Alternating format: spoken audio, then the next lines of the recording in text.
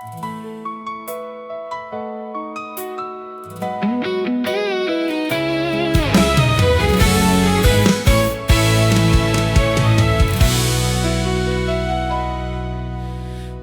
กองหลังเมื่อไผแต่ใจ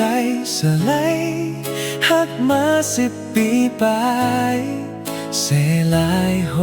ใจไผหักไผแต่หูอยู่ตีนในใจ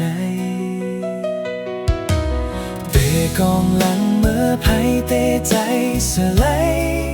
หักมา10 ปีไปเสียหลายโห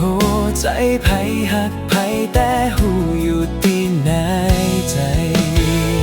เฮาไผอำลือ